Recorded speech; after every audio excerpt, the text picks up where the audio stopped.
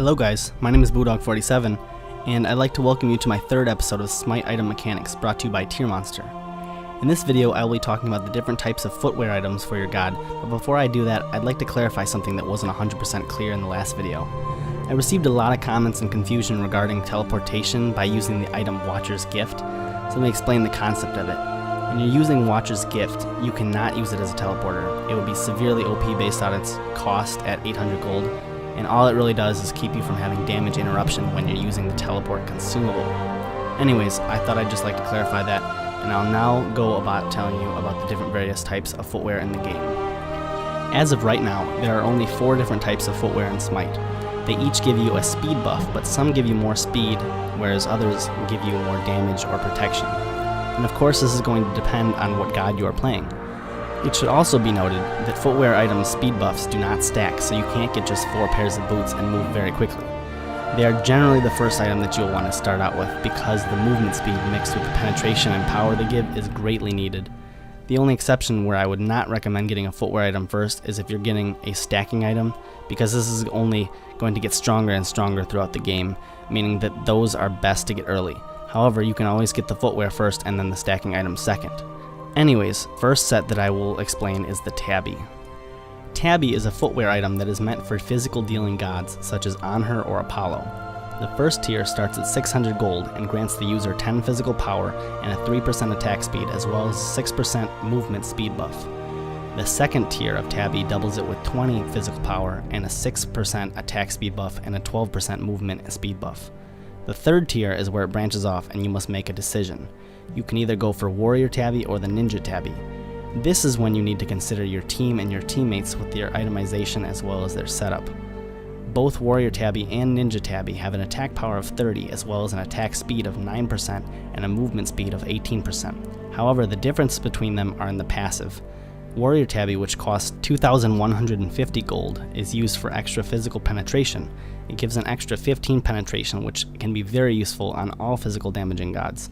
Ninja Tabby, which costs 2,090 gold on the other hand, has a 15% cooldown reduction on your abilities, so this would be a good route to put on a physical damage dealing god who doesn't quite rely on their auto attacks as much as their abilities such as Tyr or Hercules.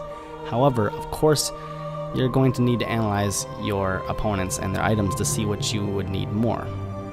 If you're going against a tank, of course you'd want the penetration over the cooldowns.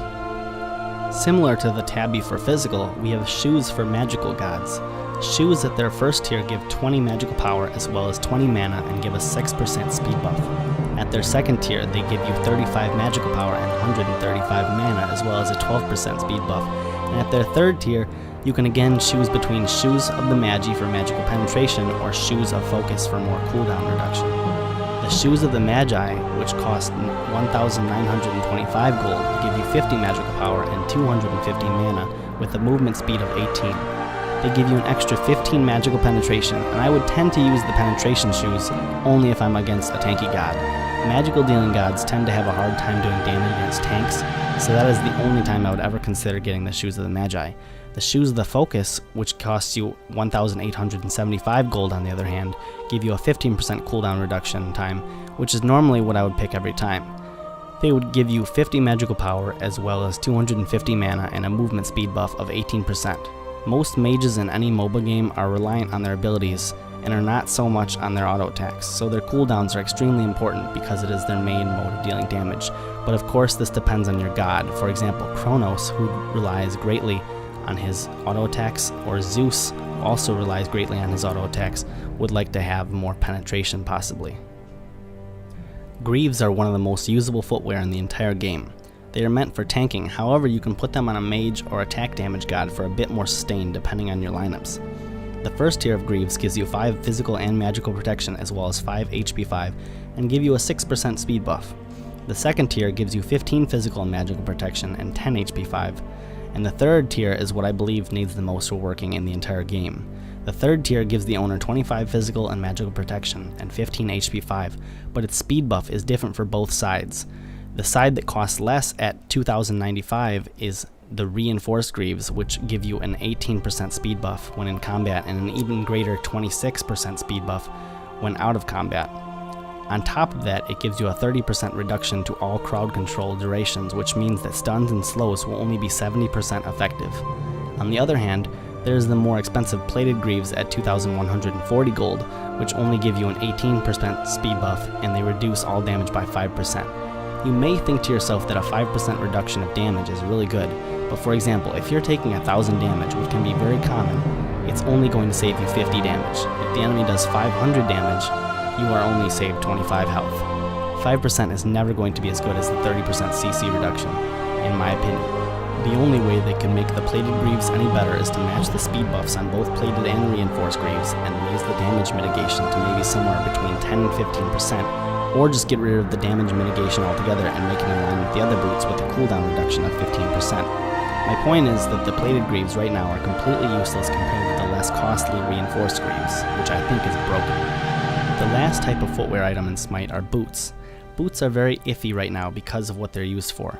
They feel like a gray area of footwear items to me in Smite, because for 450 gold you can get the first tier of boots, which give you 25 health and mana and a 6% speed buff.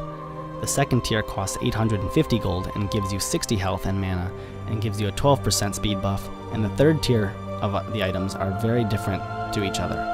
For 1,425 gold, you can get the Boots of Celerity, which give you 95 health and mana, but are mostly bought for their passive, which is that they will give you a 22% speed buff while in combat and a 35% speed buff when out of combat. That's it. All these boots are used for is movement speed. Midas boots, on the other hand, will cost you 1,700 gold, and for that much you will get 95 health and mana, but its passive gives you 5 extra gold per 5 seconds. And this is very good for helping you buy new items quicker. Playful Desk did an in-depth video on the Tiermonster YouTube channel discussing the math behind Midas boots, and you can check that video out for more information. But really all you need to know is that you'll be earning an extra piece of gold per second, which over a match's time of an average of 20 to 30 minutes really adds up. Anyways, that just about wraps up all the different footwear items in Smite. I'm not really sure how I'm going to set up the next item mechanics videos. I think that what I'm going to do is ask you guys to comment asking for what items I should talk about in the next video.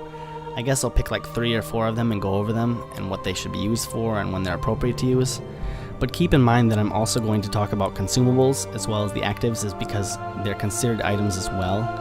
Anyways, please rate, comment, and subscribe to Tiermonster, and also go ahead and check me out at youtube.com/user/therealbluedog47, and I'll catch you on the flip side of life. Peace.